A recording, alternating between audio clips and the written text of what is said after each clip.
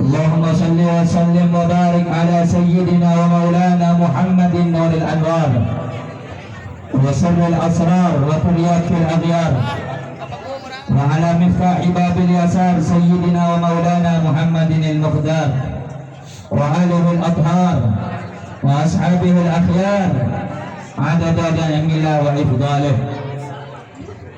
Wa ba'd, yang saya cintai, yang saya muliakan, segenap para alim ulama, para asatid, para habaib, para kiai, para tokoh masyarakat yang hadir pada malam yang mulia ini, yang tidak dapat kami sebutkan namanya satu persatu.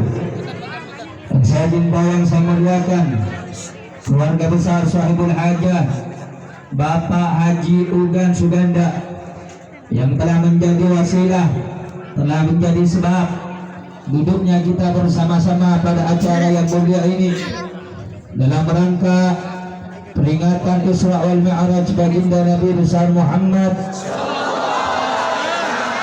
Yang saya cintai, yang saya muliakan, segenap hadirin hadirat muslimin muslimat, bapak-bapak, ibu-ibu yang hadir pada malam yang mulia ini, para pemuda, para pemudi, mudah-mudahan kita semuanya mendapatkan rahmat dari Allah, mendapatkan syafaat dari Rasulullah.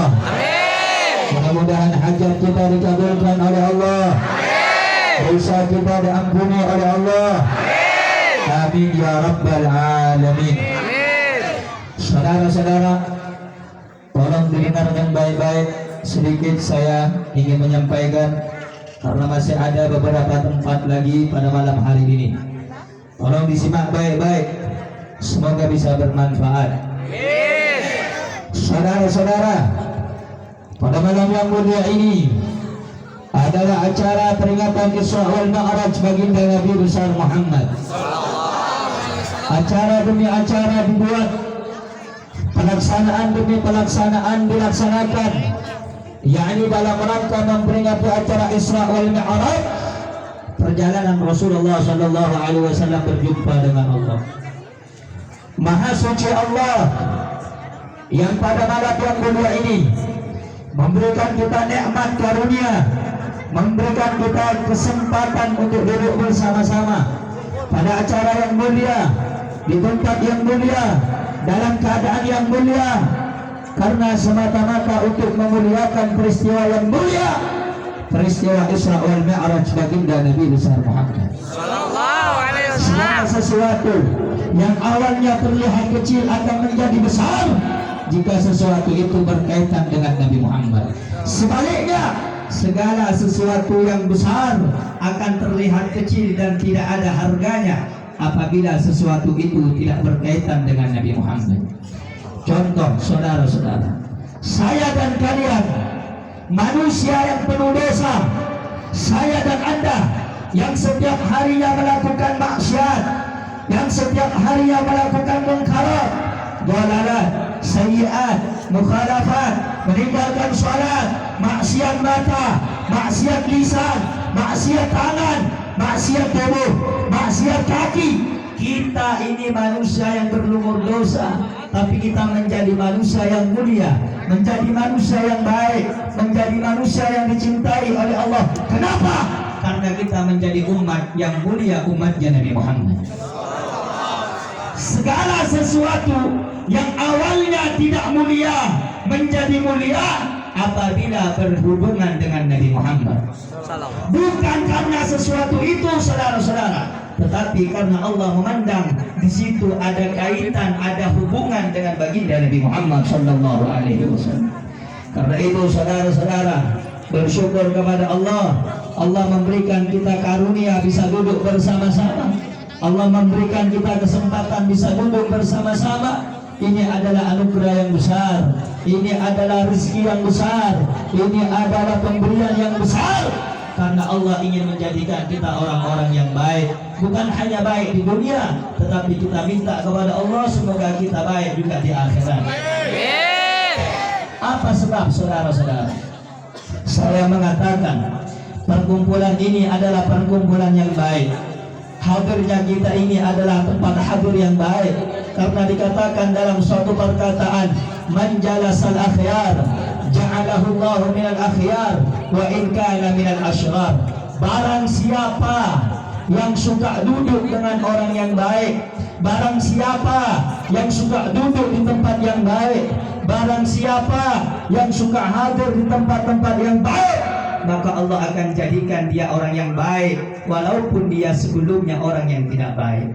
Sebaliknya, wa man jalasal asyrar ja'alahu Allahu minal asyrar wa in kana minal akhyar. Siapa orang yang suka duduk dengan orang yang tidak baik, suka duduk dengan orang yang tidak bagus, suka duduk dengan orang yang maksiat, suka duduk dengan orang yang rusak, Allah jadikan dia orang yang tidak baik. Allah jadikan dia orang yang rusak. Allah jadikan dia orang yang tidak bagus. Kenapa?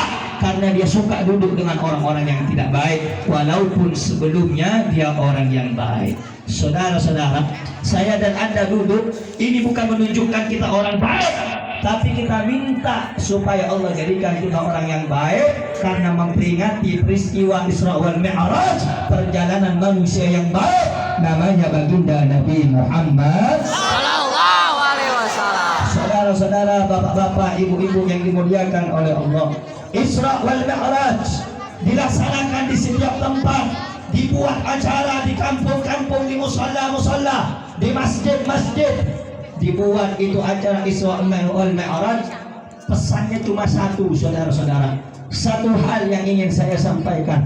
Isra wal Mi'raj, perjalanan Rasulullah dari kota suci Makkah, kemudian ke Palestina, kemudian naik dari langit pertama sampai ke langit ketujuh, sampai ke Sidratul Muntaha, berjumpa dengan Allah. Wasiat yang dibawa oleh Nabi Muhammad, kado terindah yang dibawa oleh Nabi Muhammad, pemberian yang paling bagus diberikan oleh Nabi Muhammad, sehingga pemberian itu, kado itu, bawaan itu yang telah dibawa oleh Nabi Muhammad dari perjumpaannya dengan Allah adalah yakni salat, sehingga salat menjadi amal ibadah yang paling baik, sehingga salat menjadi amal ibadah yang paling bagus, sehingga amal ibadah salat menjadi pemimpin dari sekian banyak amal ibadah, karena salat adalah penentu kita nanti di akhirat. Salat yang akan membimbing kita nanti di akhirat. Salat yang akan menjamin kita termasuk orang yang baik ataupun tidak baik.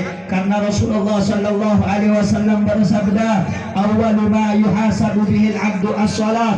Yang pertama kali nanti dihisab, yang pertama kali nanti dihitung, yang pertama kali nanti ditanya, bukan haji, bukan zakat, bukan umrah, bukan perang, bukan lainnya, tetapi yang pertama kali ditanya adalah bagaimana salatmu, bagaimana hubunganmu dengan Allah, bagaimana kewajibanmu dengan Allah. Apakah kamu salat, apakah kamu mendirikan salat, apakah kamu tegak rukuk, sujud, i'tidal, apakah kamu memohon ampun kepada Allah. Allah berikan kita umur yang panjang, Allah berikan kita kesehatan, Allah berikan kita nikmat, Allah berikan kita karunia, Allah berikan kita segala-galanya. Apakah semua nikmat yang Allah berikan itu membuat engkau tegak berdiri untuk sholat, membuat engkau ingat kepada Allah, membuat engkau senantiasa tunduk patuh kepada Allah?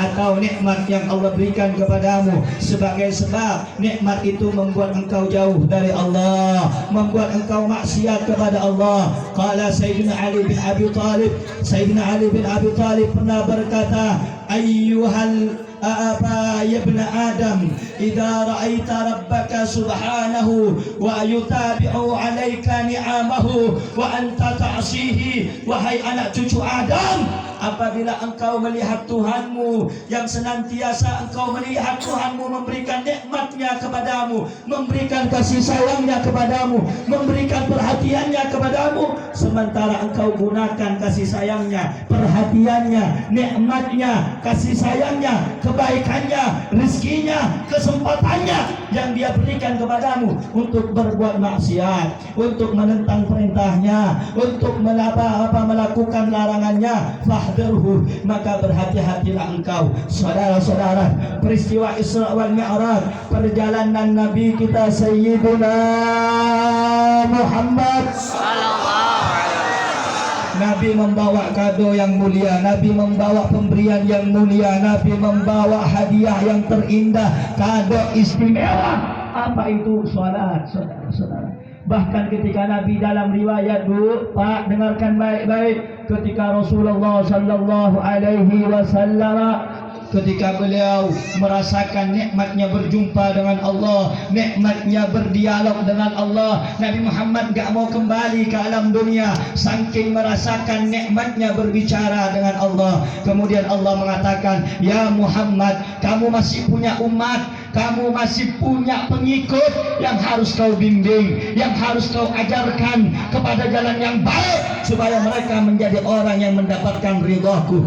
Kemudian Allah berjanji, ya Muhammad, wahai kekasihku, apabila engkau ingin merasakan nikmat sebagaimana nikmat saat ini engkau berjumpa denganku, maka aku berikan, aku jadikan kenikmatan ini, aku simpan di dalam sholat. Makanya saudara-saudara, bapak-bapak, ibu-ibu, kalau Nabi Muhammad banyak masalah, Nabi Muhammad banyak fikiran, Nabi Muhammad banyak problem, Nabi Muhammad berkata kepada Bilal, ya Bilal, arihna biha ya Bilal, hibur aku wahai Bilal, senangkan hatiku wahai Bilal. Dengan apa? Bukan dengan jalan-jalan.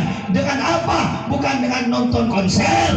Tapi Nabi Muhammad mengembirakan hatinya, menghibur hatinya dengan melaksanakan sholat, ibadah kepada Allah Subhanahu wa ta'ala. Saudara-saudara, bapak-bapak, ibu-ibu, anak-anak muda khususnya di zaman sekarang, kalau orang sudah banyak masalah, berantem dengan keluarga, kelahi dengan istrinya, berantem dengan suaminya, bukannya sholat, bukannya baca Quran, keluar bawa duit, pergi ke tempat dugem, saudara-saudara, pergi ke tempat maksiat, pergi ke tempat-tempat yang tidak baik. Justru peristiwa seperti itu tidak akan menenangkan pikiran Anda, tidak akan membuat senang hati Anda. Justru perbuatan itu akan menjauhkan Anda, akan menyesatkan Anda daripada Allah Subhanahu wa ta'ala. Oleh karena itu, bapak-bapak, ibu-ibu, acara Isra wal Mi'raj mengajarkan kita agar kita senantiasa taat kepada Allah Subhanahu, melaksanakan ibadah kepada Allah Subhanahu, agar tunduk patuh kepada Allah Subhanahu. Masya Allah, saudara-saudara, Bu, kalau nanti ibu udah meninggal dunia bukan ditanya berapa kali naik haji. Bapak-bapak kalau udah mati nanti ditanya berapa kali bapak bersedekah. Tidak. Tapi yang ditanya bagaimana sholatnya. Kalau sholatnya baik, maka seluruh amal yang lain akan ikut baik. Tapi kalau amal sholatnya rusak, sholatnya belang-belang, kadang sholat kadang enggak, apalagi yang na'udzubillahi min dzalik tidak percaya kewajiban sholat, tidak beriman tentang kewajiban sholat, orang yang menganggap remeh daripada sholat 5 waktu, sebagaimana Rasulullah sallallahu alaihi wasallam beliau bersabda, man taraka sholata muta'ammidan faqad kafara jihara. Siapa orang yang meninggalkan salat dengan sengaja, dengan terang-terangan, sengaja dia tinggalkan salat, maka dia keluar dari agama Islam, saudara-saudara. Kalau orang tidak ada uzur itu suatu hal alasan yang diperbolehkan oleh syariat. Apabila dia meninggalkan salat karena sengaja meremehkan hukum Allah, maka dia keluar dari Islam, saudara-saudara. Makanya jangan gembira kalau nggak sholat, jangan senang kalau nggak sholat, jangan nunda-nunda waktu sholat. Lihat bagaimana dulu, dengerin baik-baik, Sayyidina Umar bin Al-Khattab radhiyallahu anhu. Sayyidina Umar, bu, dengerin semua. Sayyidina Umar bin Al-Khattab radhiyallahu anhu. Dulu Sayyidina Umar ketika menjabat sebagai khalifah itu presiden zaman sekarang. Ketika Sayyidina Umar menjabat khalifah sebagai presiden kaum muslimin pada zamannya, ketika sholat subuh Sayyidina Umar bin Al-Khattab ketika takbiratul ihram Allahu Akbar, kemudian ada musuh Islam yang beragama Majusi membawa 9 pisau ditusukkan kepada Sayyidina Umar 3 kali, saudara-saudara. Ketika Sayyidina Umar mau sholat takbiratul ihram, ditusuk 3 kali, dengan 3 kali tusukan tersungkur Sayyidina Umar, terjatuh Sayyidina Umar. Kemudian Sayyidina Abdurrahman bin Auf menggantikan posisi Sayyidina Umar bin Khattab. Sayyidina Umar dibopong, dibawa ke rumahnya. Kemudian ada satu sahabat yang mengatakan, "As-salah ya Amirul Mukminin." Salat wahai Amirul Mukminin. Kemudian sadar Sayyidina Umar bin Khattab, "Na'am, iya, la khaira fi Islam liman taraka salah." Tidak ada kebaikan di dalam keislaman seseorang yang meninggalkan salat 5 waktu. Sayyidina Umar bin Khattab, siapa yang tidak kenal Sayyidina Umar, Bu? Sayyidina Umar termasuk di antara 10 sahabat yang dijamin masuk surga. Tapi Sayyidina Umar walaupun habis ditikam orang, walaupun habis ditusuk orang, ketika ada yang mengatakan, "Salat wahai Amirul Mukminin, salat wahai Presiden orang Islam," Sayyidina Umar langsung bangun. Walaupun lukanya mengalirkan darah yang banyak, tetap beliau melaksanakan salat. Zaman sekarang, saudara-saudara, orang baru punya uang, baru punya mobil, baru punya harta. Yang pertamanya dulu masih miskin, sholat 5 waktu ke masjid. Ketika udah banyak sahabat, banyak hartanya, udah banyak daripada rezekinya, masjid nggak didatangin. Masjid hanya sebagai tempat dilihat, saudara-saudara. Masjid ini, Bu, kalau ibu mau tahu, masjid ini adalah benteng yang Allah berikan di alam dunia. Ada 3 benteng Allah. Apabila kita ingin tidak tertimpa dengan musibah, tidak terkena dengan bala, tidak terkena dengan ujian, maka di antara benteng Allah di alam dunia adalah masjid. Karena itu, kalau ada masjid, didatangin masjidnya, disolatin masjidnya, dimakmurkan masjidnya. Masjidnya bukan dijadikan tontonan, bukan hanya dilihat, bukan hanya dicat. Kalau udah mau lebaran dicat, saudara-saudara. Tapi tidak dilaksanakan tidak dimakmurkan tidak didirikan Maka itu Isra Mi'raj ini diadakan, saudara, Bu, Pak, dengerin, supaya kita ingat betapa pentingnya betapa harusnya melaksanakan Saya mau tanya kepada yang hadir, kalau begitu salat penting tidak? Ayo jawab, salat penting tidak? Penting tidak? Wajib tidak melaksanakan salat? Harus tidak melaksanakan salat? Harus tidak melaksanakan salat? Bahkan saudara ingat baik-baik, Allah mengancam di dalam Al-Quran, "Masalakakum fi saqar." Ketika orang-orang masuk ke dalam neraka sakor, Bu, neraka sakor, pedihnya luar biasa. Ketika orang masuk ke dalam neraka sakor, Allah bertanya kepada orang yang masuk neraka tadi, apa kata Allah? "Masalakakum fi saqar." Apa yang menyebabkan kamu masuk neraka sakor?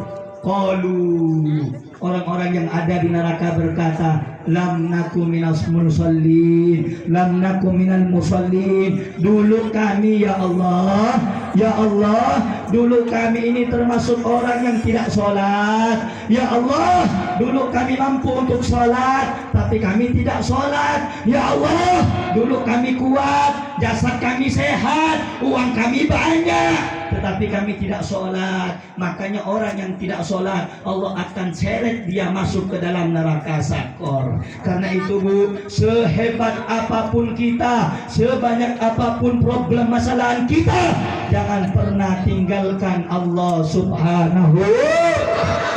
Jangan lupa ibadah kepada Allah Subhanahu. Bahkan, Bu, saya kasih satu contoh. Apabila Anda memiliki kesulitan di dalam hidup, sebagaimana Rasulullah Sallallahu Alaihi Wasallam di dalam kitab As-Sawi dijelaskan, dulu apabila Nabi Muhammad Sallallahu Alaihi Wasallam melihat keluarganya tertimpa masalah, mendapatkan kesulitan, amara ahlahu bis-shalah. Rasulullah memerintahkan keluarganya untuk sholat. Rasulullah memerintahkan keluarganya untuk melaksanakan sholat.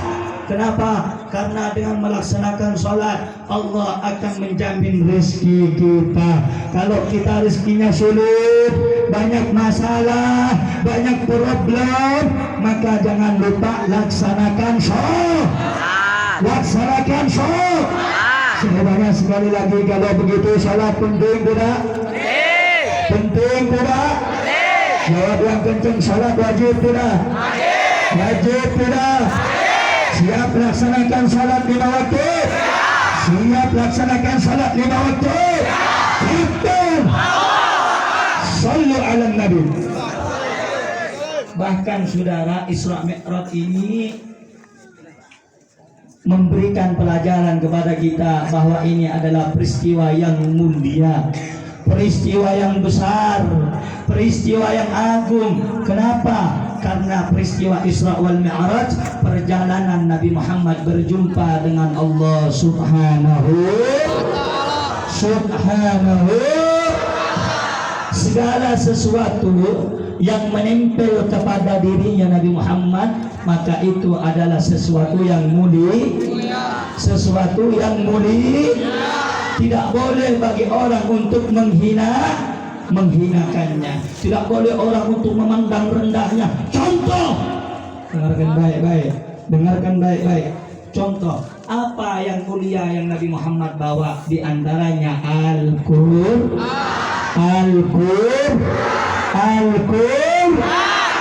Dahsyat luar biasa, Bu. Zaman sekarang Al-Quran bukan untuk dibaca, dijadikan pajangan, saudara.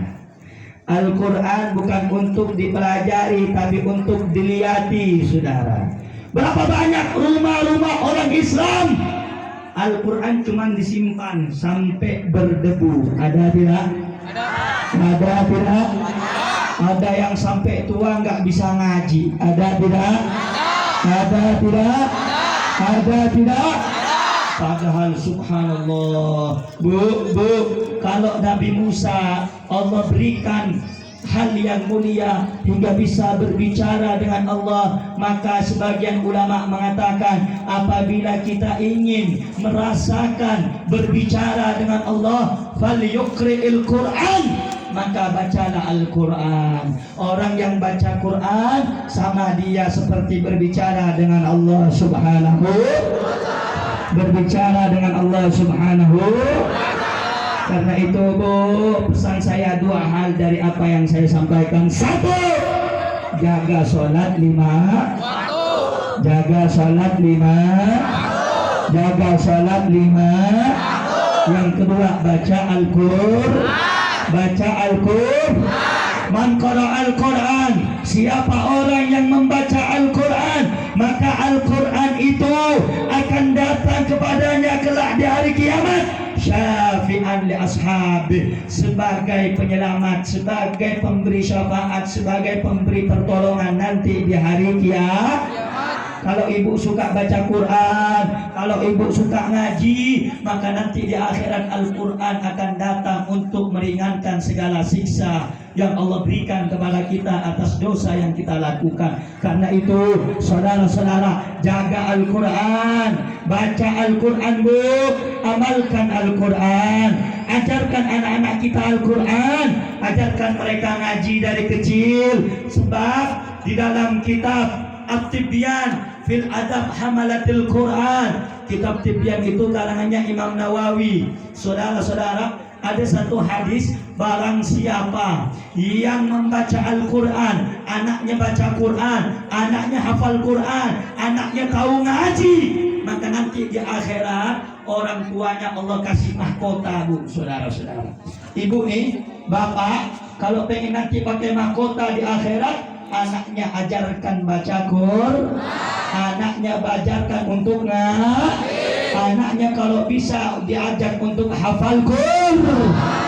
Subhanallah, ini ibu nih sekarang nih meninggal nanti, saudara-saudara, kalau anaknya hafal Quran, anaknya pandai ngaji, anaknya bisa baca Quran, maka nanti ibu ketika di akhirat Allah kasih mahkota, saudara-saudara.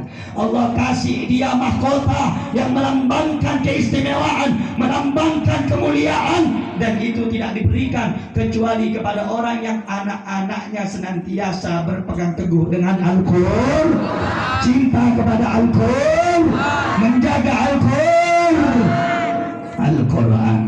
Karena itu saudara-saudara, hari ini Al-Quran sudah asing di tengah-tengah kita. Hari ini Al-Quran sudah jarang dibaca di tengah-tengah kita. Bahkan ada sebagian orang, saudara, yang ketika Al-Qurannya dihina, ketika Al-Qurannya dinista, ketika Al-Qurannya dilecehkan, mereka menghina, mereka mengejek. Oh, tidak perlu adanya demo untuk bela Quran. Al-Quran itu milik Allah, Allah yang pasti jaga. Orang yang seperti itu, saudara-saudara, orang yang imannya lemah kepada Allah Subhanahu.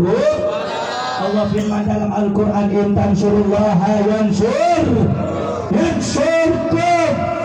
Ibu tolong agama Allah, ibu jaga Al-Quran Allah, ibu jaga ajaran Rasulullah, ibu bela kekasih-kekasih Allah, ibu bela daripada anak cucu Rasulullah.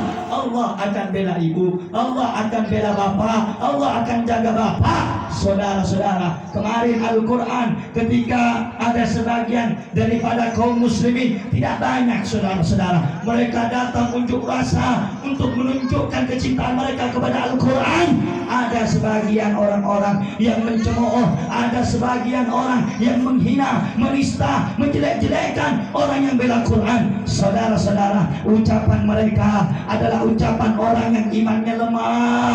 Ucapan mereka adalah ucapan orang yang tidak beriman dengan sungguh-sungguh kepada Allah. Karena kalau orang cinta kepada Allah, mereka akan senantiasa menjaga apa yang diperintahkan untuk dijaga oleh Allah Subhanahu. Saya mau tanya, Al-Quran wajib diimani atau tidak, saudara? Wajib dipercayai atau tidak, saudara? Al-Quran firman siapa? Al-Quran firman siapa? Al-Quran ucapan siapa? Al-Quran ucapan siapa? Ucapan Allah.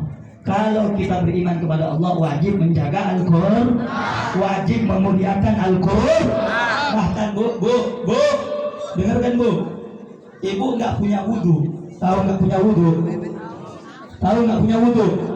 Nggak suci. Megang Quran boleh nggak? Boleh nggak? Ayo jawab, boleh nggak? Boleh nggak? Nggak bu. Kenapa? Karena Al-Quran adalah sesuatu yang mulia, sesuatu yang agung, saudara. Bahkan orang yang tidak suci tidak boleh megang Quran. Betul? Betul? Betul? Allah ingin menunjukkan betapa mulianya Al-Quran, betapa agungnya Al-Quran, sehingga tidak boleh ada siapapun yang menista, yang menghinakan, yang merendahkan martabat Al-Quran. Karena itu saudara-saudara, waktu itu ketika terjadi pembelaan kepada Al-Quran, oh banyak yang menghina, oh banyak yang merendahkan, oh banyak yang menista. Gak apa-apa saudara, karena Allah nyatakan dalam Al-Quran, wal takum minkum ummatun, hendaknya ada sekelompok, segelintir, segolongan dari kamu umat Islam yang membela Al-Quran. Tidak semua umat Islam bela Al-Quran, saudara. Hendaknya ada di antara kamu sebagian yang membela Al-Quran, yang cinta kepada Al-Quran, yang sayang kepada Al-Quran, yang menegakkan amar ma'ruf nahi munkar, saudara-saudara. Walaupun kita dibenci karena kita cinta kepada Al-Quran, walaupun kita dinista karena kita mencintai Al-Quran, walaupun kita dibenci karena kita menyampaikan Al-Quran. Hei anak-anak muda, jangan patah semangatmu. Hei para laskar, hei para pejuang, hei anak-anak muda Islam, jangan patah semangatmu untuk bela Islam, untuk cinta Islam, untuk cinta ulama. Walaupun kita sering dihina, walaupun sering kita dicaci, walaupun kita sering dilecehkan, sampaikan dan bilang kepada mereka, katakan kepada mereka, andai kata ada 1000 orang yang benci kepada Islam, maka kami akan menjadi 1 juta umat Islam.